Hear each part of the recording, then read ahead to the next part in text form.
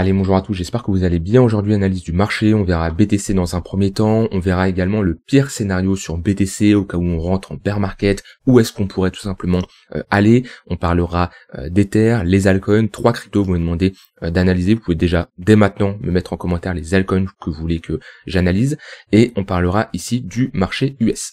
Avant que je commence, je tiens à vous rappeler, il vous reste maintenant que quelques jours pour profiter des 200 € offerts sur le programme Crypto Investor. Si tu veux arrêter de perdre ton argent en crypto, ne plus avoir de mauvaises entrées ou encore d'oublier de prendre tes profits comme beaucoup l'ont fait lors de ces dernières phases haussières, tu as ici un programme complet, 12 modules, 25-30 heures de vidéos pour que tu puisses analyser les cryptos de A à Z, choisir les meilleurs cryptos, entrer au bon moment, sortir également au bon moment et surtout ne plus te faire piéger par les marchés, ne plus te faire scammer par certaines cryptos, ne plus investir au mauvais moment lorsque le marché se retourne. Non, tu auras ici toutes les connaissances, les compétences, les outils pour investir comme un professionnel, bien gérer un bull market, également bien gérer un bear market. C'est les 2 derniers modules que j'ai sortis qui te permettent tout simplement d'être flexible, peu importe comment le marché se comporte.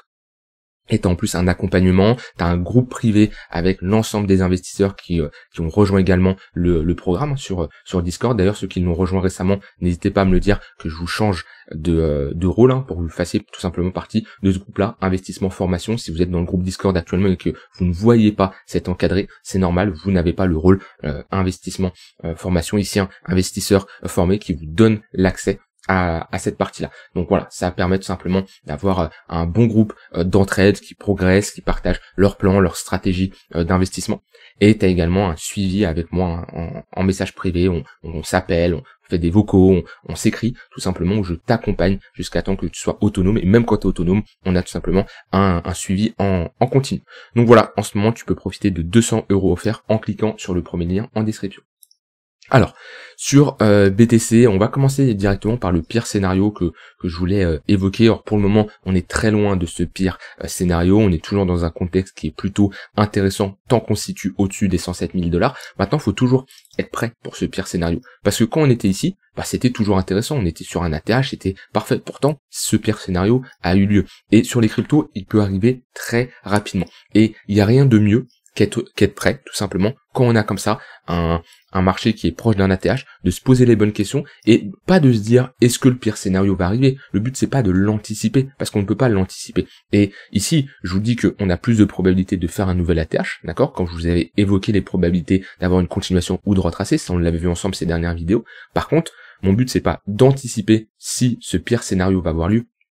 Mon but c'est de tout simplement être prêt au cas où il a lieu et à quoi on peut s'attendre. Alors moi j'utilise différents outils, différents indicateurs pour voir ça. Déjà, si on part du principe que historiquement, quand on regarde ici l'évolution du marché, les différents bear markets qu'on a eu, si on prend ici l'évolution entre le sommet et le plus bas, on a ici un moins 87%. Ici on a un moins 83%. Ici on a un moins 77%. Voilà. Donc historiquement, on voit qu'on a une baisse notable des retracements sur le BTC. Donc si on suit cette logique ici et on part du principe qu'on a vraiment le pire scénario, on peut s'attendre peut-être à un moins 70%. Voilà, à peu près. Ça serait le pire cas possible, c'est là où on pourrait aller le plus bas possible. Moins 70% environ, ça nous emmènerait vers les 30 000 $. Donc là, comme je dis, il y a plusieurs métriques, il y a plusieurs moyens de voir quel serait le pire scénario. C'est pas parce que historiquement on a pris des aussi grosses baisses que ça va continuer, sachant qu'on a en plus beaucoup plus de liquidités qui arrivent sur les cryptos avec les ETF, avec également une adoption qui continue de croître. Donc pour moi, je ne vois pas un BTC reprendre un moins 80%. Le fait de faire tout ça, c'est ensuite de se préparer. Comme j'ai dit, mon but c'est pas d'anticiper ça, c'est au cas où ça arrive, à quoi on peut tout simplement s'attendre. Donc moi ça c'est la première donnée que je vais regarder, c'est si on a un retracement comme ce qu'on a eu avant, c'est-à-dire que là on rentre en bear market jusqu'à où on pourrait retracer. Et comme j'ai dit, ça nous donnerait un bottom vers les 30 000 $. Historiquement également, on a très souvent posé des bottoms vers les 0,618, 0,786 de Fibo dans la zone de rechargement. Dans notre retracement de Fibo. Donc c'était le cas ici. Là pareil, on a été légèrement en dessous, mais on a été globalement entre les 0,786 et les 0,618. Donc là, si on retrace et qu'on doit poser un bottom, notre zone de rechargement à situer entre les 52 000 $ et les 36 000 $. Ce qui nous donne ici, on n'est pas loin de cette confluence des moins 70%. Et la dernière donnée que je vais prendre, que j'aime bien utiliser moi de mon côté, que vous pouvez ajouter, c'est un indicateur, c'est le coût de production du BTC. Bitcoin Production Cost, ici, vous mettez à ce niveau-là 0,035. En fait, ça nous donne quoi? Ça nous donne le coût de production d'un BTC. Je vous rappelle, tous les 10 minutes, il y a des BTC qui sont minés grâce aux mineurs, d'accord? Et tout simplement, quand vous minez des BTC, vous consommez de l'énergie, d'accord? Ça a un coût. De toute façon, un coût via des composants informatiques, d'accord? Parce que vous minez pas comme ça sans composants, vous avez besoin d'outils spécifiques, ça coûte de l'argent. Mais le plus cher, c'est l'électricité. Parce que c'est normal, ça a besoin de tourner, c'est branché, et ça a un coût, cette électricité. Et du coup, ce qui nous donne, en fonction de là où les mineurs minent, en fonction des pays, à savoir que si vous minez en France, ce n'est pas possible, vous ne pouvez pas être rentable en minant en France, il faut aller dans des pays où l'électricité est très peu chère. Ce qu'il faut savoir, c'est que en fonction du pays où vous vous retrouvez, vous allez avoir un coût de production qui va varier. Voilà, on voit que là, le coût de production moyen est entre 42 000 $ et 70 000 $. Ce qui veut dire que si on commence à passer sous les 70 000 $, on commencerait à avoir des mineurs qui vendraient à perte. Et si on commence à aller sous les 41 000, la majorité des mineurs vendraient à perte. Historiquement, c'est très rare qu'on atteigne ce niveau-là. On l'a atteint.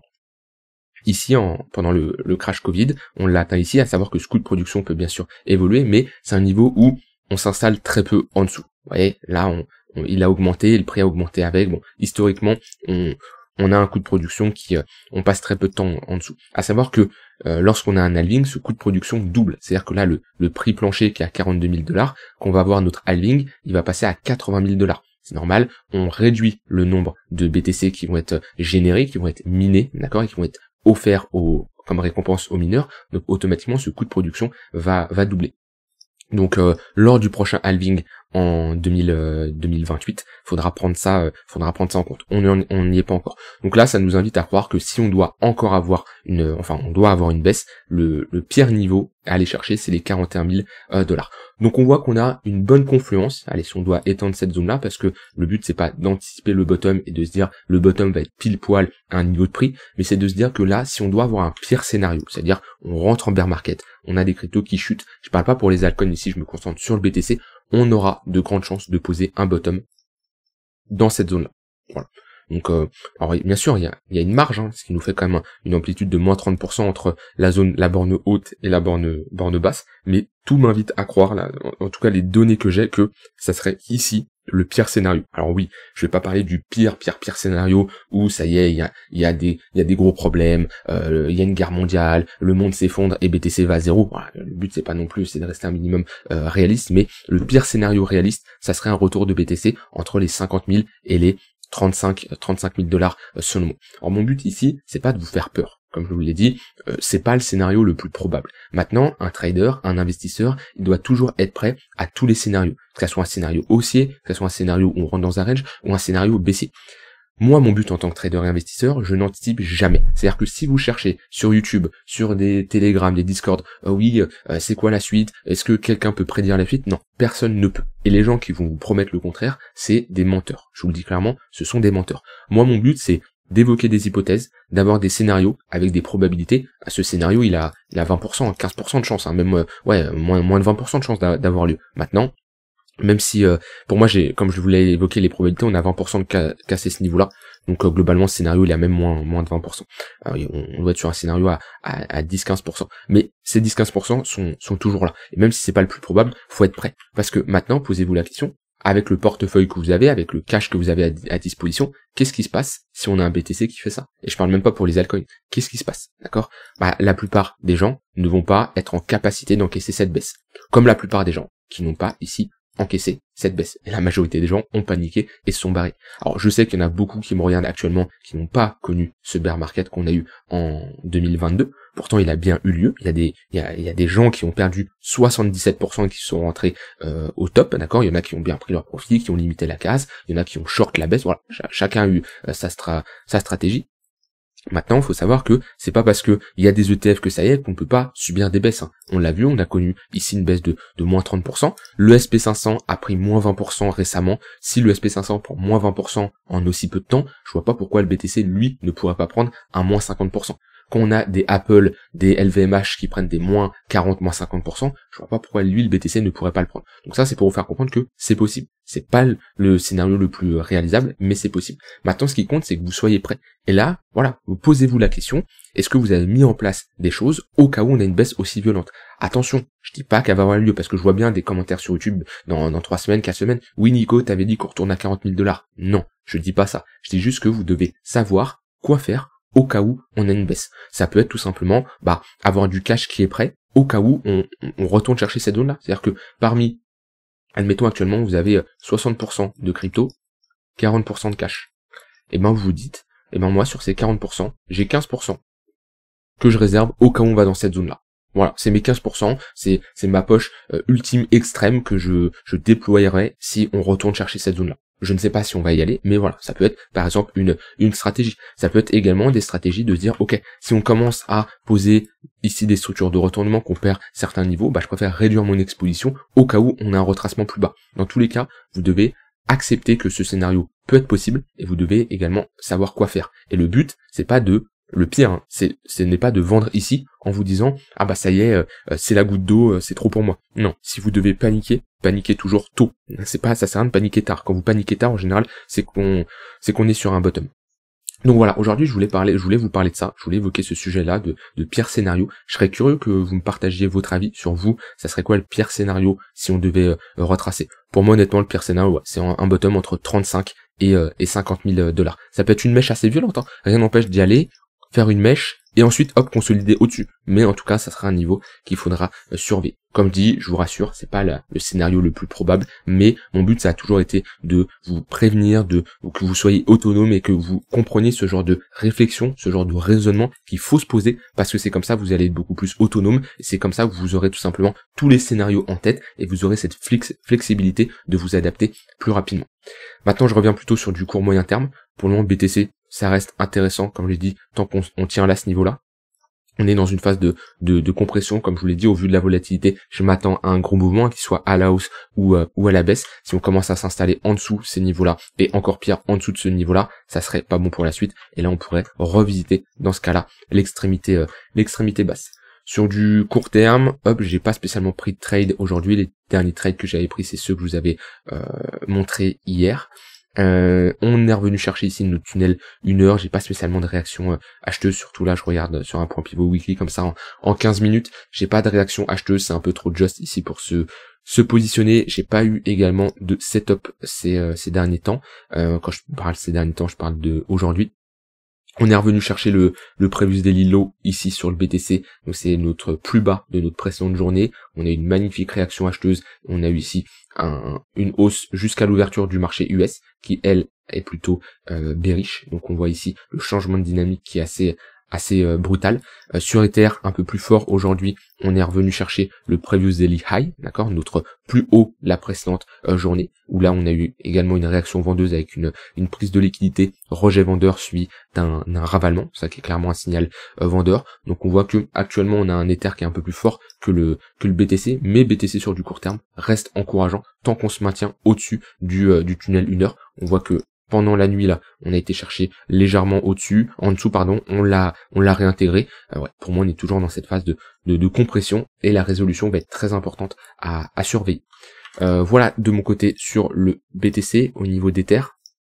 C'est un peu près similaire sur Ether, on va pas y passer énormément de temps. On est toujours également dans cette compression avec des moyennes mobiles ici qui sont orientées à la hausse. On voit bien un tunnel 1 heure qui fait office de support.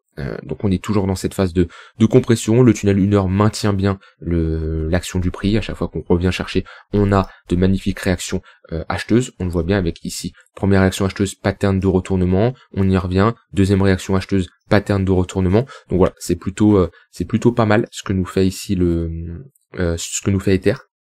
Maintenant, pareil, c'est similaire. Hop, si je reviens ici, je dézoome, faut tenir ce niveau-là, ce niveau-là, globalement, c'est ce niveau-là sur BTC. C'est ce niveau-là. Et ensuite, faut tenir ce niveau-là, qui, sur BTC, est ce niveau-là.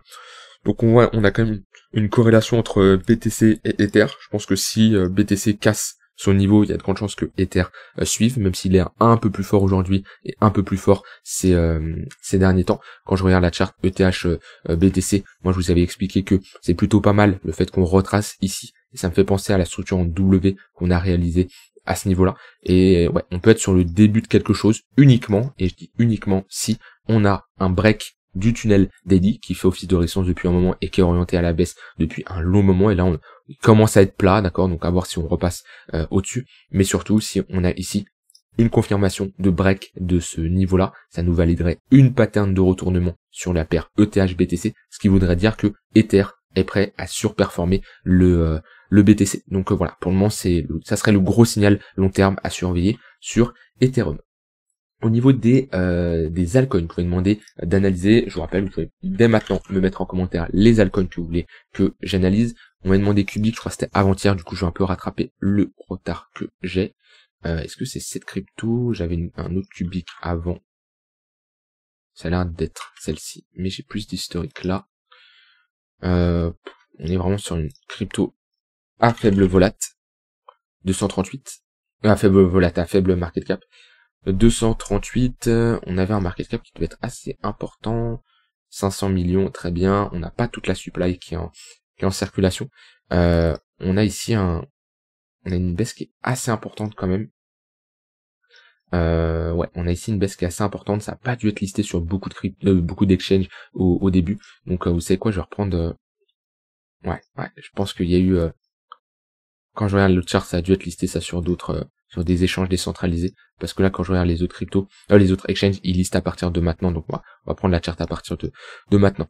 Alors, qu'est-ce qu'on a ici? Bon, une charte quand même assez jeune, on a fait ici un all-time low, on est passé en dessous, on a assez rapidement validé une pattern en W, qu'on voit bien ici, si je passe en 3 jours, on voit bien la structure en W, et depuis on consolide parfaitement au niveau de la ligne de coup, qui est d'ailleurs ce précédent niveau qui faisait office de support, qu'on a break qui fait office de résistance, et maintenant qui fait office de support. Idéalement, c'est un niveau qu'on doit absolument maintenir, parce que quand on a comme ça un range qu'on break par le haut, le fait de le réintégrer, on a de grandes chances d'aller chercher l'extrémité opposée. Donc plutôt ici une zone où on va chercher des longues sur ce niveau de support. Maintenant attention, on a une compression là avec des moyennes mobiles plutôt orientées à la baisse, on le voit bien.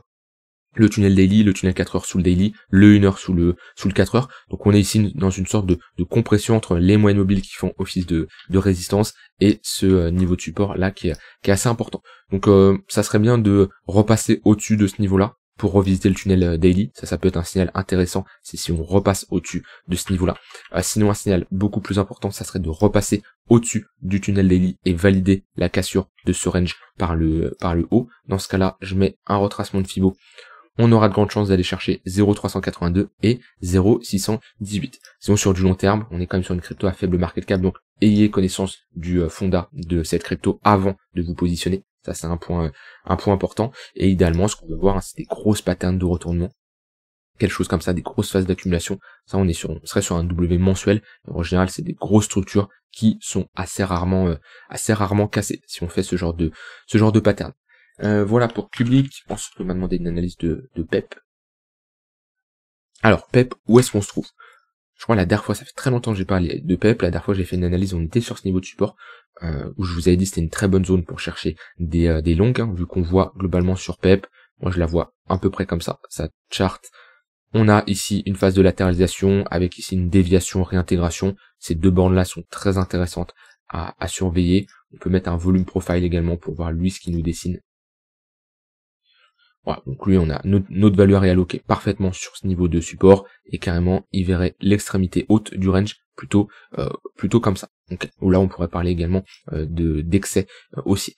Après une zone d'intervention peut être un peu plus grosse, hein, c'est pas grave. On cherche toujours à trader sur des niveaux de résistance et sur des niveaux de support. Si la zone est plus grosse, c'est jamais un trait. Si les gens qui mettent des traits, j'ai jamais compris en trading, le trait il est où là. Alors ça dépend, hein, quel trait on parle. Si on parle d'un previous weekly low ou d'un previous monthly low, donc le plus bas, pas de souci. Si on parle d'un sommet, pas de souci. Qu'on parle de niveau de support et de résistance, non, c'est plutôt des zones d'intervention. Donc actuellement on est un peu sur une zone morte sur PEP. Quand on vient chercher l'extrémité basse, c'est une bonne zone pour chercher des longues. On voit qu'à chaque fois qu'on est revenu chercher cette extrémité basse, la demande était supérieure à l'offre. On le voit ici avec cette pattern de retournement, break pullback. On le voit ici à nouveau avec cette pattern de retournement également structure en W, break, et là on est en train de pullback, donc on a pullback la ligne de coup. Donc voilà, l'extrémité basse bonne zone, puis l'extrémité haute, on voit c'est l'inverse, hein. Ravalement, pattern de top, on voit plutôt en daily ici, voilà, on la voit ici, là c'est pareil, des structures de retournement, ouais, des M, comparé à l'extrémité basse, on va faire plutôt des W. Donc ouais, plutôt une zone morte. Moi personnellement, je préférerais attendre qu'on soit proche d'une extrémité basse ou une extrémité haute. Ouais, ça serait l'idéal. Et attention quand même, hein, je vous rappelle, PEP, ça c'est une crypto avec un market cap assez important. Attention à ne pas se faire biaiser par le prix. Ça, c'est beaucoup de débutants quand ils arrivent dans les cryptos, ils ne veulent pas acheter du BTC ou du AAVE ou de l'Ether parce que le prix est élevé. Et du coup, ils vont se retrouver sur du Doge, du PEP, du Shiba, parce que là, ils voient plein de 0,0 et ils disent waouh, si cette crypto atteint le prix du BTC, je suis multimilliardaire. Sauf que ce qu'il faut prendre, c'est le market cap, d'accord.